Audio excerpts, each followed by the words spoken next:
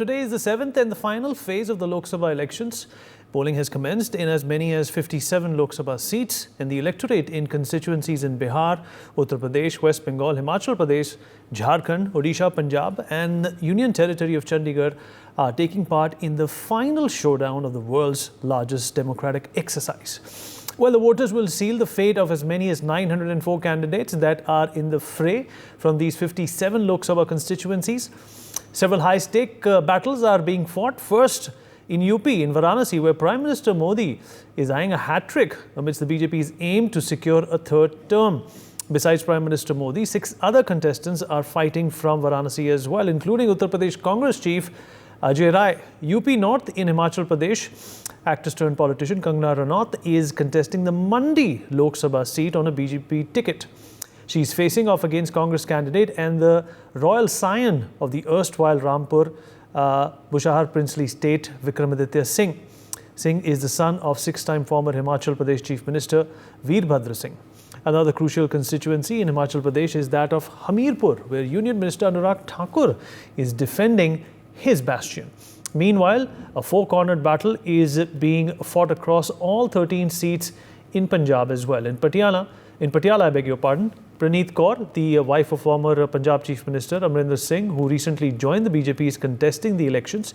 She faces stiff competition from Congress candidate Dr. Dharamveer Gandhi and Dr. Balbir Singh of the Aam Aadmi Party. In Bhatinda, Shiromani Akali Dal's Harsimrat Kaur Badal is looking at defending her bastion as well. Several other big names contesting include Ravneet Singh Bittu in Ludhiana, Charanjit Channi in Jalandhar and former Indian ambassador to the United States, Taranjit Singh Sandhu in Amritsar, of course. The electorate in 8 constituencies in Bihar and 9 in West Bengal are queuing up outside polling booths this morning to ink their finger as well. In Bengal, key battles are being fought in Kolkata, Diamond Harbour and Dum Dum. TMC Supremo Mamata Banerjee's nephew Abhishek Banerjee is contesting from Diamond Harbour, and party veteran Sugata Roy is eyeing a 4th term in Dum Dum. Well, before we in fact get into brass tacks, we will cut across to my colleagues who are joining us from a couple of constituencies at this point in time. My colleague Akshit is in Varanasi at this point in time, and we also have Shubh, who's in Patiala at this point in time. We're going to head across to Varanasi first up.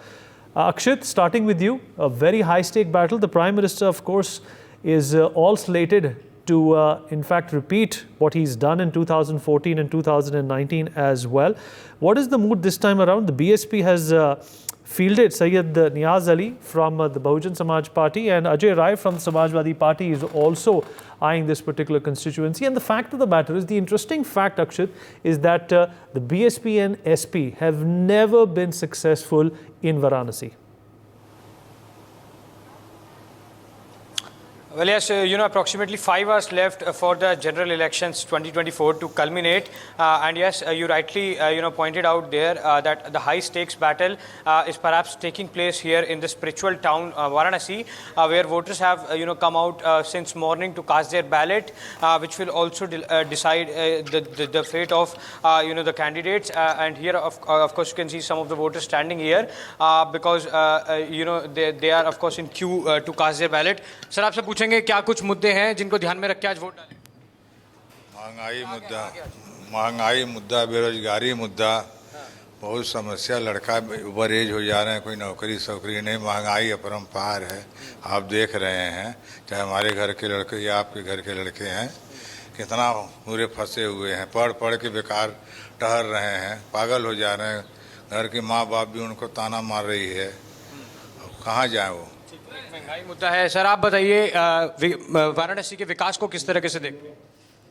विकास क्या हुआ है? विकास भाई मंदिर हुआ है और Kashi Vishwanath corridor. हाँ, बस और क्या विकास हुआ है बनारस में? मेन तो मुद्दा महंगाई और बेरोजगारी, यही होना चाहिए।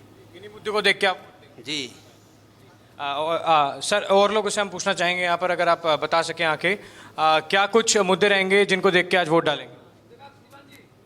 हमारा मुद्दा बेरोजगारी और महंगाई और बच्चे का भविष्य खराब हो रहा है, पढ़ लिख के बेकार हो जा रहे हैं, यही देख कर हम लोग वोट देंगे। So there, of course, Vineet, you have heard out from some of the voters here that unemployment and inflation are two of the key issues which they will keep in mind while exercising their franchise. Because, we've also talked to some of the voters since morning, and many voters also say that development will be one of the key issues which they will be keeping in mind while casting their ballot. And it has perhaps not only taken a center stage in Varanasi, but across the country, because as we know, Prime Minister has been campaigning across the length and breadth of the country. And also it's rather important to note that Congress leader Ajay Rai is in the fray up against Prime Minister, and it will be important to note that will he be able to dent the prospects of Prime Minister Modi to increase his vote margins of the victory in Varanasi or not, because it's the most keenly watched battle. And also very importantly, how the candidates who are in the fray in Varanasi will be able to consolidate the caste base in Varanasi, because of course there are Muslims here, there are Bhumiyars here, and Dalits also, and Yadavs also.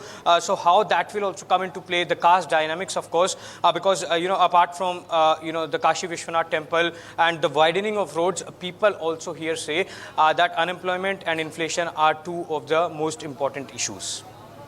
Right, that's absolutely right. From what we saw when the Prime Minister in fact visited Varanasi just a few days ago, the excitement and the exuberance in the people clearly also pointed to the fact that when it comes to development and infrastructure growth, Varanasi has obviously been seeing a number of changes in the last 10 years. We're going to head over to Patiala now in Punjab. My colleague is joining us. Shubh is there with us. So Shubh, in fact, Patiala, one of those, very important constituencies in Punjab where the voter turnout too was quite encouraging and heartening to see in 2019. It was close to 68%, 67.7% to be exact. But so far, the voter turnout in the scorching heat has been somewhere close to 25%.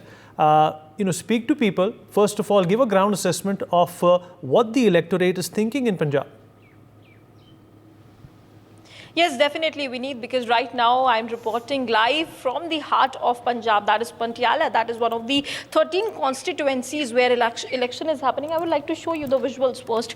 This is the polling station where voting is being happened, and only 1 to 2 people are coming because of this encroaching weather. And if we talk about, the data here, at 11 a.m. there was only 25.18% voting in Patiala. And also I would like to call my camera person to talk to some people who are there to cast the vote, because since there are hardly 1 to 2 people who are coming there by, and therefore in this encroaching heat weather they have been passing. I would like to show you that visual there, because since the weather is very warm and people are hardly coming on 1 to 2 basis, but this is the same polling booth where in the morning the Congress candidate from Patiala seat, that is Dharamveer Gandhi, have come to encourage the voters. But also the voter turnout seems at the heart of Patiala is very low. And from some time from now, it is being said that around 3 to 4 p.m.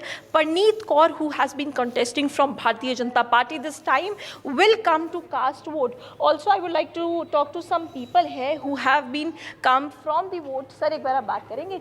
Sir, ये बताइए, vote देकर आए हैं, एक बार वो तस्वीर दिखाइए. आपकी उंगली पे शाही होगी ना, वो दिखाइए. सर देखिए, थोड़ी सी आगे आइए.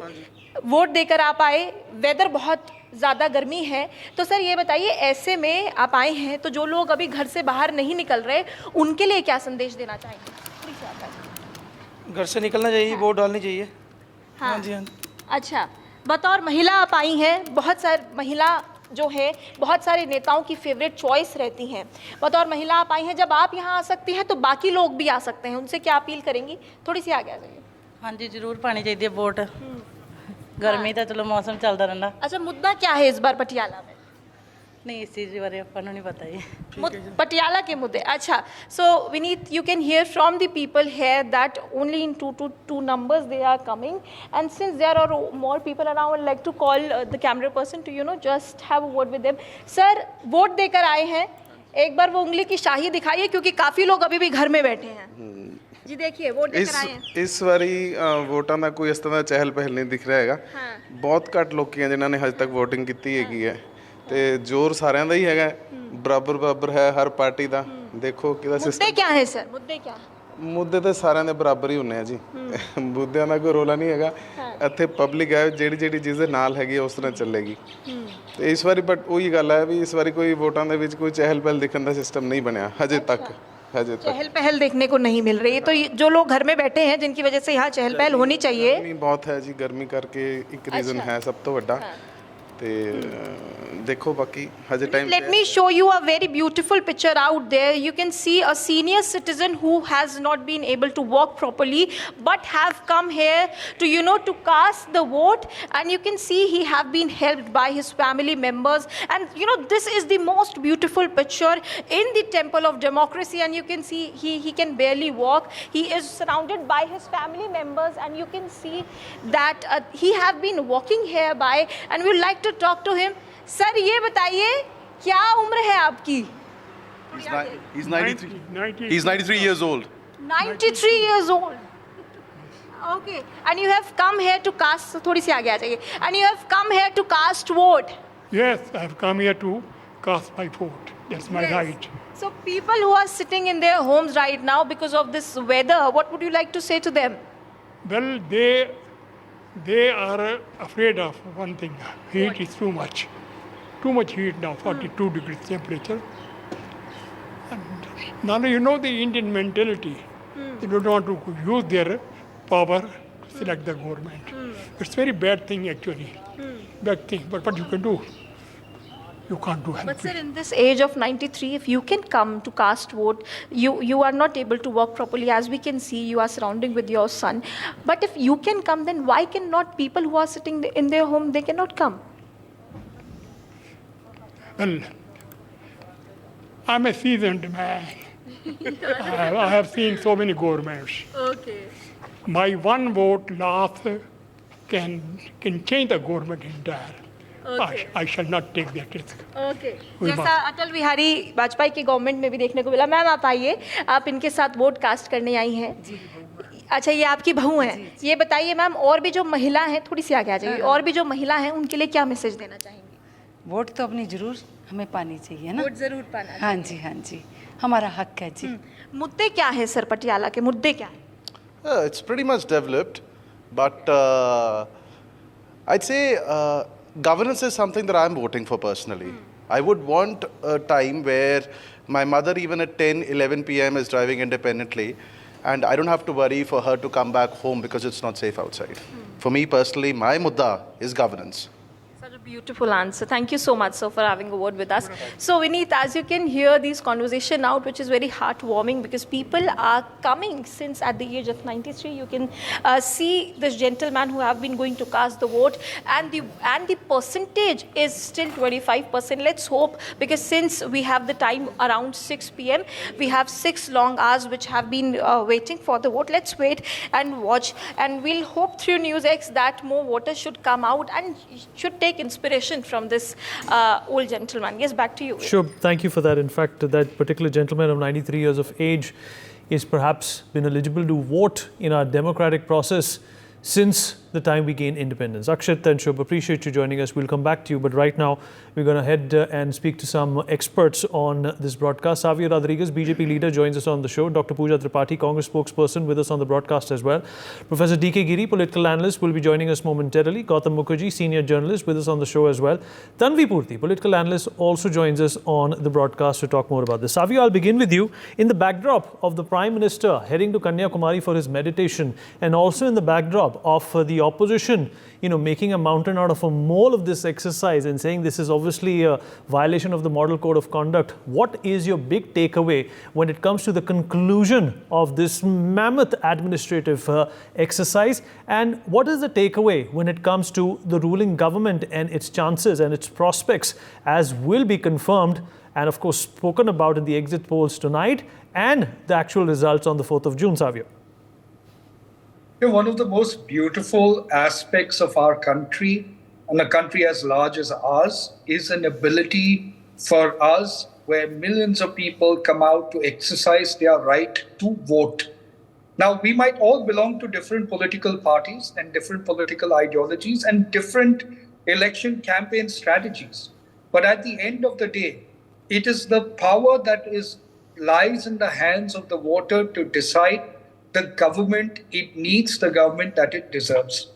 And I believe that the voters have voted in the interest of a progressive India, in the interest of a developing India, and in the interest of their own future of their own lives and future of their lives of the children, and where they want to see them as far as their socio-economic growth is concerned.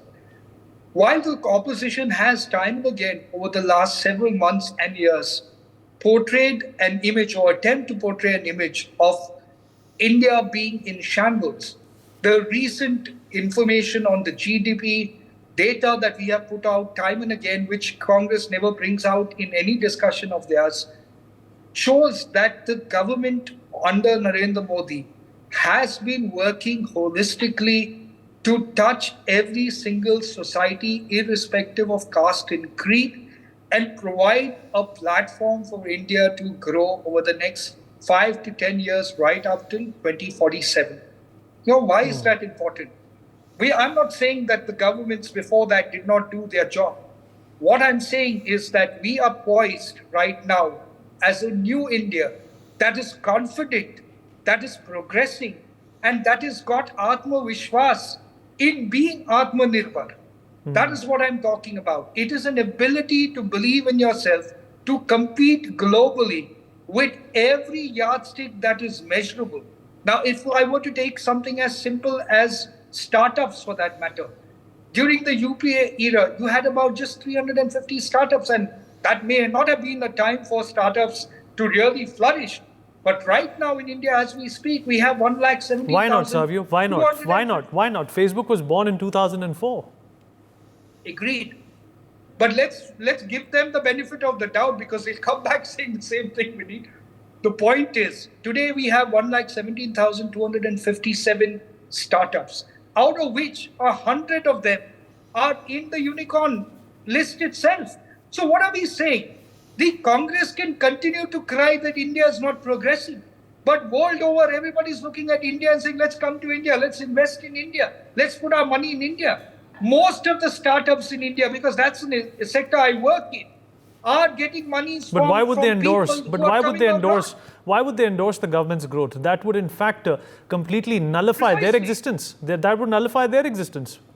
Precisely. So today, people are showing confidence in India. The yardstick of measurements of confidence is investments coming into India. And I can give you statistics, and yet the opposition will say, oh, this is not the correct. Now they have an issue that Prime Minister Modi is meditating, while I see the opposition as medicating. Modi has turned towards spirituality to gain his spiritual energy, to gain the energy that's required for the road ahead. But the opposition has decided to turn to medicines of a different kind, and that's why they are medicating. That's the problem with the opposition. You see, for the country to progress, and because I have friends in the opposition, just like you, Vinny, I believe we have to be objective. The objectivity of every individual in different political parties is what will define and take forward the growth of India. But constant bickering, they turn the entire elections into an anti-Modi election, which worked to our benefit. But their real focus should have been, how do we make it pro-India? Okay, let's get a response from Dr. Pooja Tripathi as well. Dr. Pooja Tripathi, how do you respond to what Savio has said? Obviously, nobody wants instability in the country, and I'm sure you as the opposition also do not vow for any kind of an instability in the country. But having said that, the fact of the matter is that India has grown the least whenever there has been a coalition government. Is that something that the opposition fails to navigate?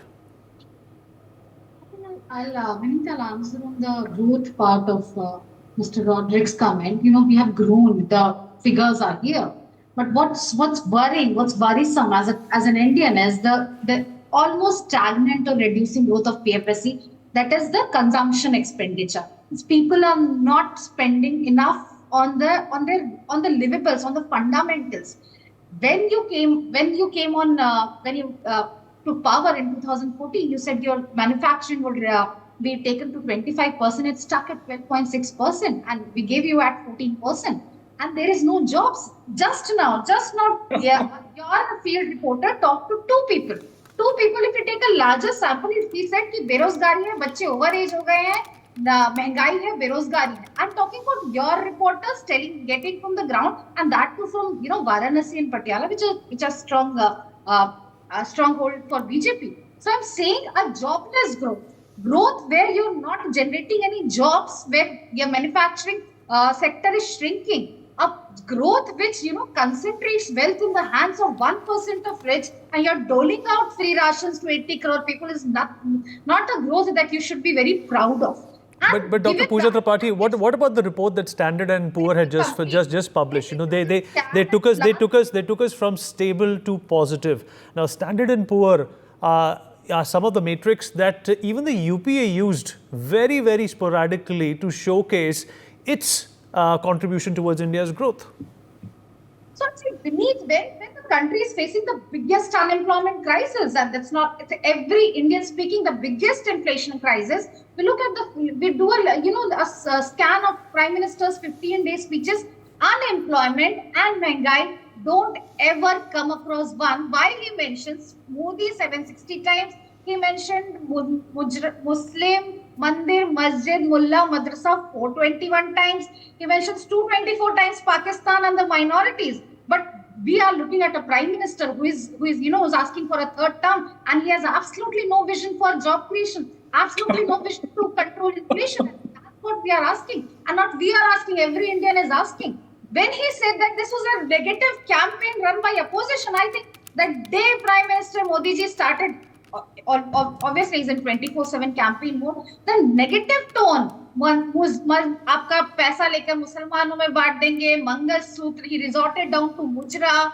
Now he has accused Mahatma Gandhi to be famous because of a movie. I think आपका भैंस खोल के ले जाएगी कांग्रेस, आपकी टोटी चुरा लेगी. This is a prime minister speaking. This is not a panchayat election or a corporate council election. This is a prime minister speaking, and this is the... Dr. Pooja, inflation from 2004 to 2014 on an average, and that was also the UPA term, was 8.2%. Since 2014, the average inflation in this country has been 5.5%.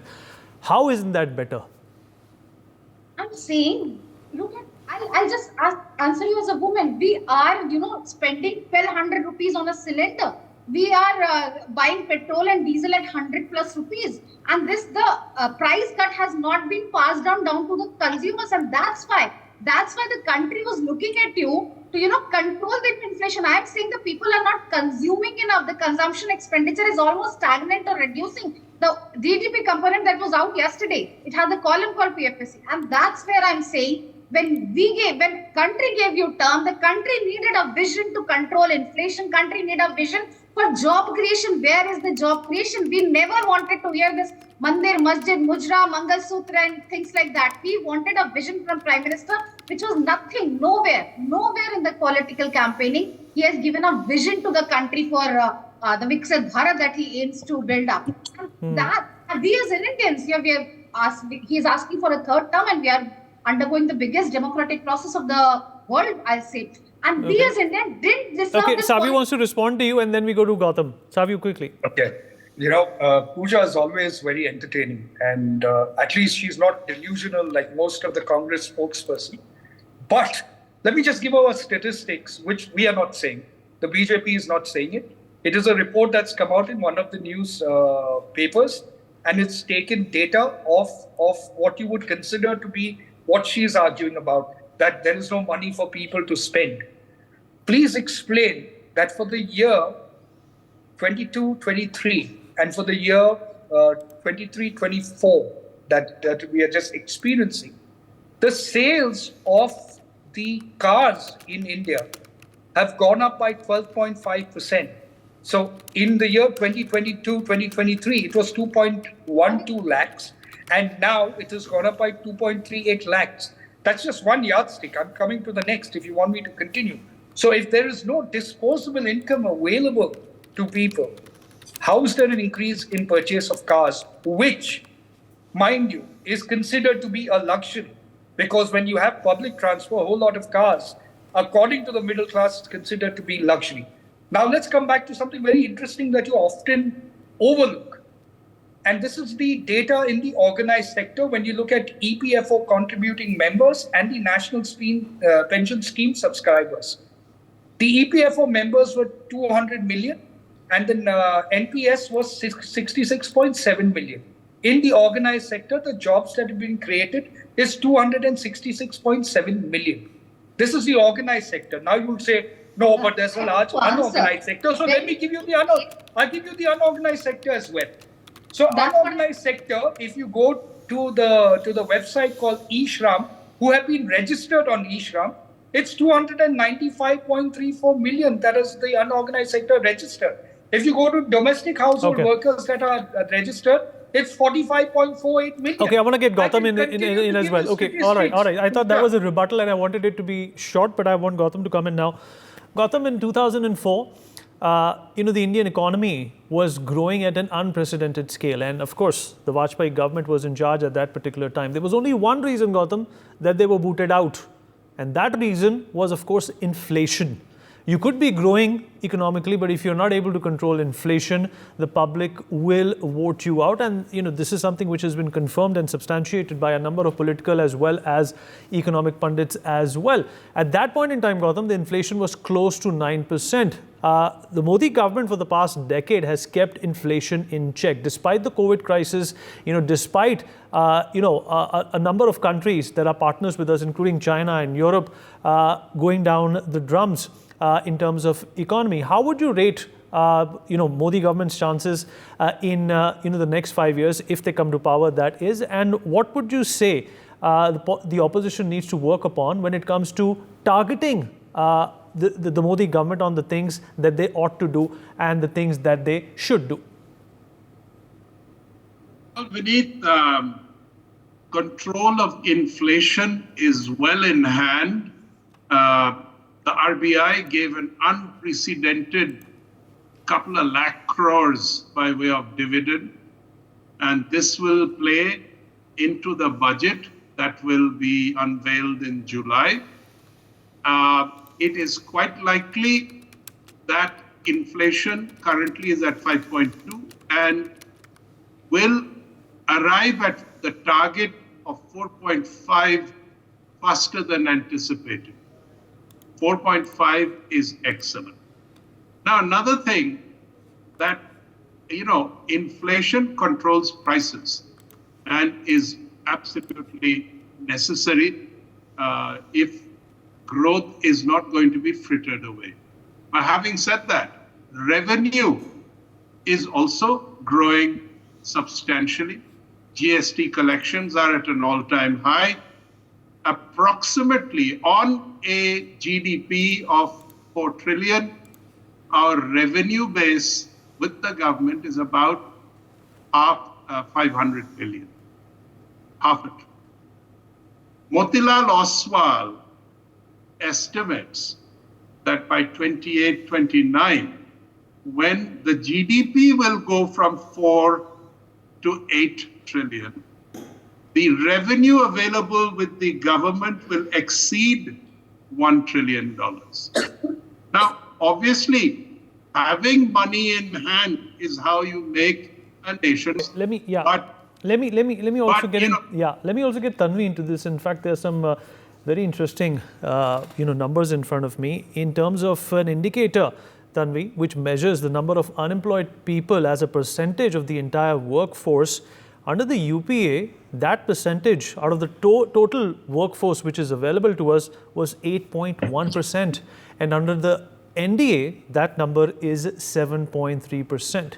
Isn't it a bit of a hypocrisy if this particular government is being targeted for not generating enough employment? I haven't been able to look into these numbers, Vinny, that you just mentioned. But let me tell you that, when you speak to people, in the last 44 days of these elections, today we are at the final phase of the voting, the common problem, if you talk to every Indian today, is lack of jobs. I am not getting into the numbers, and I will not refute what Gautam ji just said, because his I can't match his knowledge. But as a common Indian, the problem that Dr. Pooja was highlighting, that as a woman, do I have enough money in my hand? Do I worry about my child's future? Do I worry about how will I get the monthly budget of my house? All of these are problems that an average Indian is facing today. And the BJP particularly has no answer to these questions. I'm not saying that opposition has an answer, but at least opposition is raising these issues that addresses the people and the masses. So when people go out to vote, as they have done in the last, in these elections, they are not looking at these high-tech numbers. They are looking at their daily life. How much impact has this in the last 5 years the government has been able to do? I think that is where this election changes. In the first phase of the Modi era, there was Ujjwala scheme, there was the PDS scheme, which were directly impacting the voters, the Labharti scheme. But this time you again see the Ujjwala cylinders empty at their places because they are unable to refill it. You see unemployed youth complaining about jobs. So just giving them free rations, which is a good scheme, 80 crore Indians getting rations is really good, but just that will not address their daily problems. So unless we look at how to improve the per capita income, how to improve the standard of living of these people, unless we get these answers, I think an average Indian, they will the problem with this election, this will remain the same. Savio, in fact, the data I'm referring to has been sourced by the World Bank as well as the IMF. It talks about the price rise index as well. The annual change under the UPA was close to 11% at 10.9%, and the annual change under the BJP, under the NDA, has been 3.7%. I have already articulated what the unemployment scenario looked like under the NDA as well as the UPA. Does this also tell you that the opposition perhaps is falling out of topics to target the government with? Because hardcore data is what you need, and nothing gets clearer and more vivid than the IMF and the World Bank putting out this data. Vineet, the problem, and I feel actually sad for people in the opposition and some genuinely good people, because they are compelled to come on time and again and paint a picture of sorrow and desperation in the people of India. And I'm not saying that because I belong to the BJP. I have friends across political parties. And I can tell you that if you have to look at trajectory of a country and the way it's progressing, you have to look at the impact it has made on people at a ground level. Yes, there will be some people who might not have been impacted, and therefore they will vote in the manner of which they have been impacted or not. And that is an acceptable trend. I don't expect everyone in the country to come out and say, okay, we're going to vote completely for Narendra Modi. It's not going to happen. That's never going to happen, because 543 seats would then be won by BJP and Congress Mukh Bharat would become a reality. But that's not good for democracy. So people are going to face crunches. People are going to have complaints. It is human nature to have complaints. But the data that is available, the data that is not only spoken about by the government, but external agencies, foreign agencies, and even external Indian agencies highlight that the progress and the development happening in India is put India in a position to compete globally. And we are surely moving to be the third largest economy in the world. And that is where India is moving. That's the progression. Now, you need to ask the person who's an entrepreneur. One of the biggest problems I felt we as a country have been shackled under is this belief that we should be getting jobs based on government jobs. And I don't think government jobs is a solution. I don't think a government must come out and say, okay, listen, today I'm going to give you so much government jobs. I think the role of a government is to facilitate entrepreneurship in the country, to facilitate the ability for economics to take place, for trade to take place within a state, within the country and internationally as well. And I can tell you, coming in the startup industry, being an MSME myself, something as small as eco pencils, which is what we do from a village in Goa, has suddenly gone global, primarily because we have now got the infrastructure, we have now got the resources and now got the encouragement to create innovative products that are coming out of India. We are working on something. I'll give you a very unique thing that a startup that we have invested into is doing. We are actually, going ahead and selling cow dung cakes globally. We've got a huge order coming from a foreign country and something like 1,000 tons a month. And that is the kind of potential that this country has as far as entrepreneurs are concerned. Right. We've got so many people employed just doing that, cow dung cakes. You might not consider it to be a white-collar job, but it is an economic activity. Dr. Pooja Tripathi, in fact, let's also talk about other parameters of the Indian economy. If you look at foreign direct investment, it basically is an indication of what kind of a trust people living outside of India have in the stability of the government. In the UPA regime, as a percentage of the GDP, the foreign direct investment was somewhere close to 1.25%. Under the NDA, it has come about 1.5%. That's a significant increase of 15 to 18% in the last 10 years. Do you think that the stability is something that should not be appreciated? Do you think the stability is also for you, is also for the opposition? They get to be, in fact, in a democracy, part of a democracy which is growing and is giving them, a stable economic platform. I think we have to stop looking at the problem of unemployment, the grave unemployment from colored lenses. Primary and tertiary sector don't generate that much employment when it comes to shrinking. I'll come to your foreign direct investment. What we are continuously trying to say that the growth is not being percolated to the last man. You have mentioned the World Bank report, which I have no idea. Go back and read it. But what I have opened now, the World Bank has warned that India risks squandering its demographic dividend. So we are saying that when you are not creating jobs through manufacturing sector, when the MSME sectors, when the Skill India goes haywire, the numbers speak for itself. When you are not creating, I'm not saying the government jobs, I am saying there is the manufacturing sector by shrinking day by day. FDI could not be, while we appreciate the stability of the country, where is the 45.4% of the unemployment, which is the highest in the world? What about the figures of that? And you can't go and say we are selling eco-pencils, entrepreneurship and startups and cow dung, everything. But a person living in Supol, a person living in Uttar Pradesh, a person living in Bihar, they need to have, even the MSMEs, even somebody who comes from a very far-flung areas need to have this trust in government. Can I give you a figure? Well, let her finish. Savio, let her finish. Your question on the FDIs, if you look at fiscal deficit, if you look at borrowing, that's a different picture. I am just asking, what is your vision for a massive unemployment, 45.6%? What is your vision for the shrinking labor force participation rate of women, which stands at 32.8% compared to the 77% in male, and just reducing 100 rupees of cylinder prices on International Women's Day is not the solution. What is your vision to the women of the country? Dr. Pooja Tripathi, why doesn't the opposition ever discount, what happened in 2019 to 2022, and which is the pandemic? Wasn't that a big blot on the world economy? Some countries have not been able to recover still. Savio will pay testament to it that, a number of Western European countries are on the verge of not only recession, but a deep recession because of the fact that they could not recover from the pandemic and they're still struggling.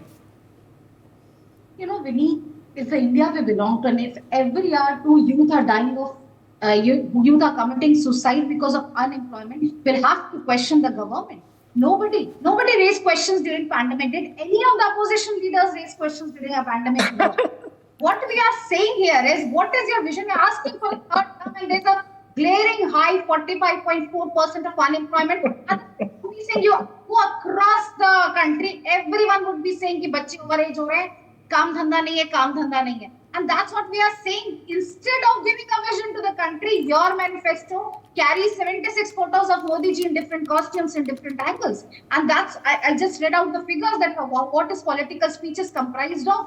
The youth of the country, the women of the country, when you share a stage with Prajal Ravinna, when you give a ticket to Braj Bhushan Sharan Singh's son, this is the message you are giving to the women of the country. When you When you unleash violence on the farmers who are trying to reach Delhi with a legit demand of MSP, what message are you giving to the farmers of the country? That's what we are asking. That's the question. That's the pertinent question that the India has, not just opposition. And that should be answered by the one in power, not the one in opposition. And we are raising legit questions, but we don't have any answers. We don't have any answers on the farming community. We don't have any answers on the women's security. We don't have any answers on the demographic dividend that country was proud of. We don't have any answers on MSME. We don't have any answers. And that's the questions we are raising, and that's the opposition's job, I guess. Right. And Gautam, according to the CMI, the unemployment rate was 7.6% in March of this year. But the government is focusing towards, growing employment opportunities for the youth through,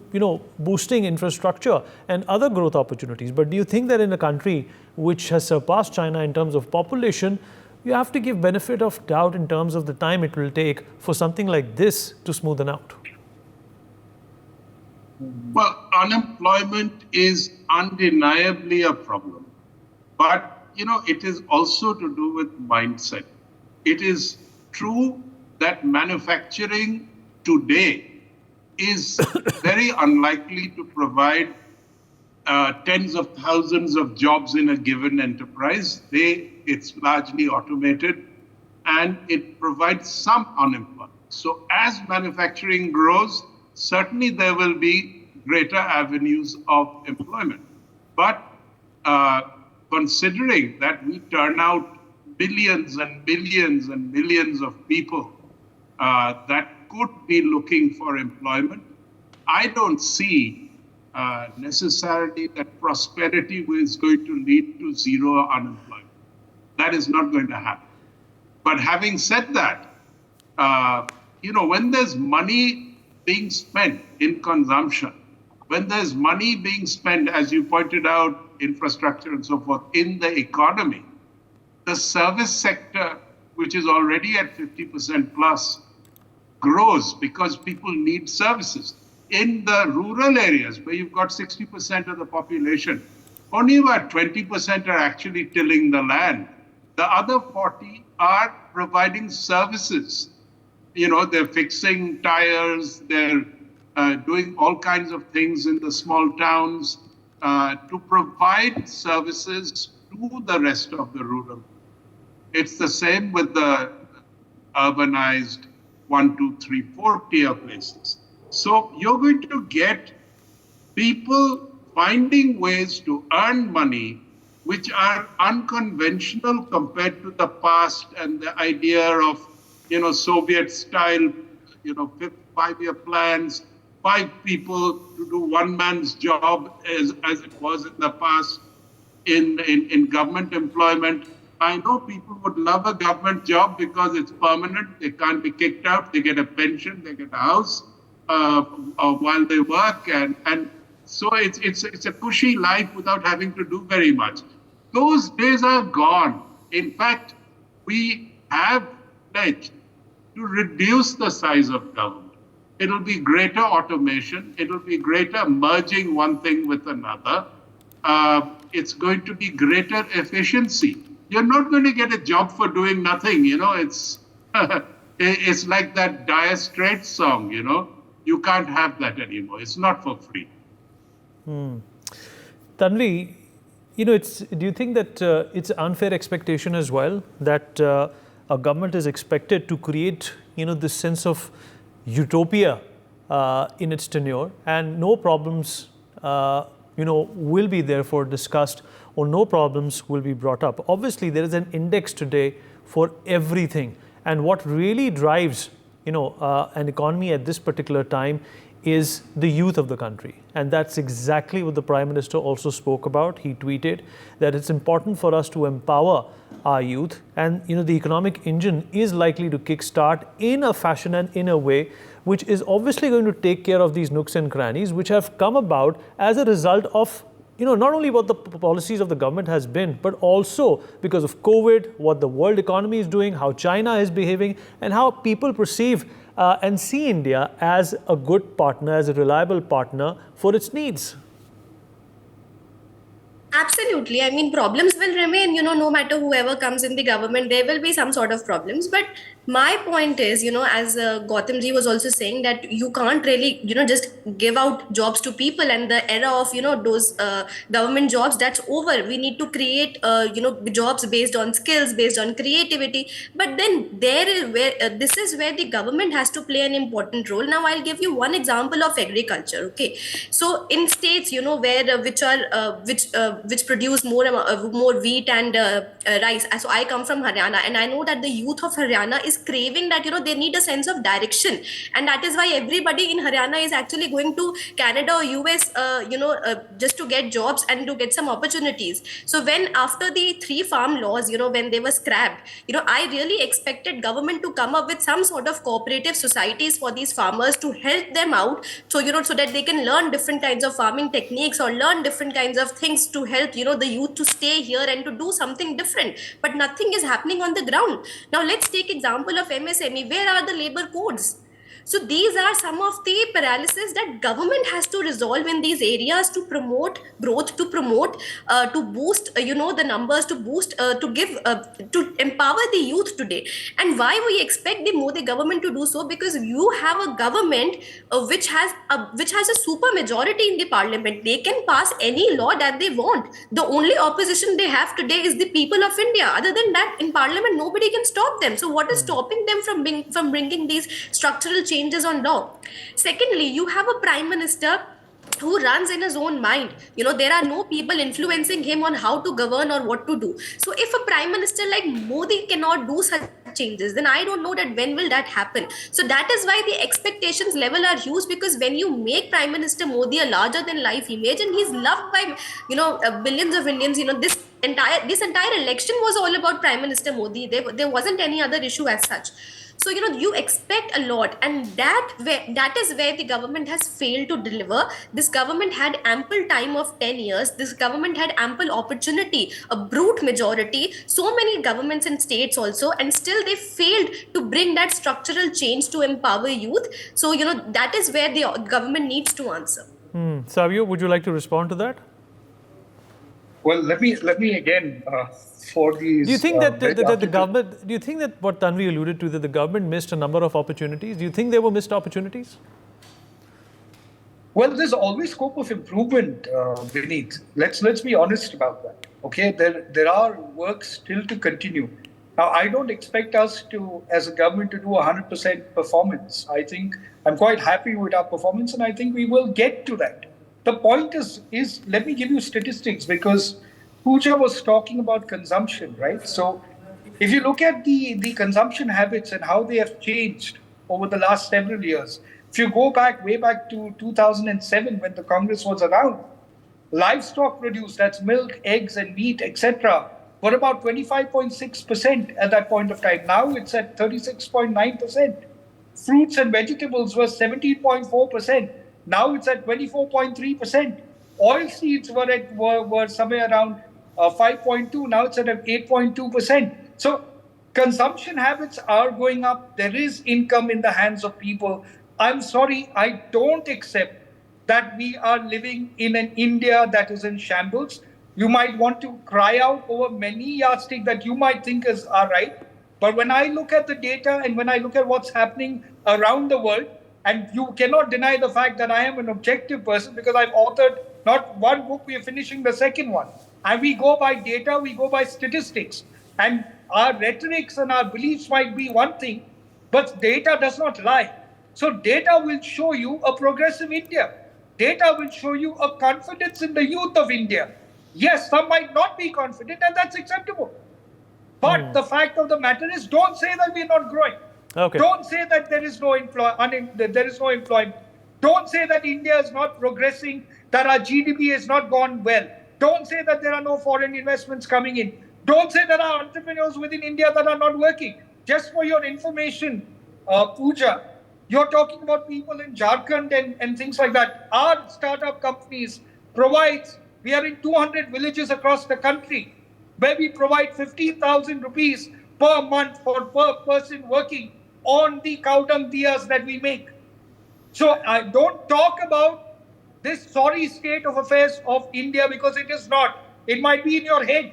Okay, And in we've the head run of out your of time. I want Dr. Pooja Tripathi to in fact conclude. She's assimilated a lot of feedback. I want her to respond now.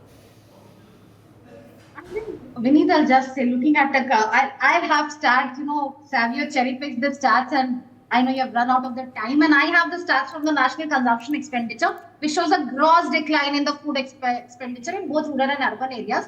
We'll have this discussion, and what I'm saying is, when you claim this government model, when you claim this development model, why were Prime Minister asking votes in the name of development? Why were Prime Minister asking votes in the name of this huge development that India is shining? Prime Minister was resorting to every kind of negative campaign from Mangalsutra to Mujra. Why wasn't he giving a vision to the country? Why wasn't he telling what he has done as per Mr. Roderick's book and everything? And that's what we are saying. This was the election between we, the people of India, versus a very narcissist person in the center who resorted to every kind of negative campaign. And the 4th June results will will show.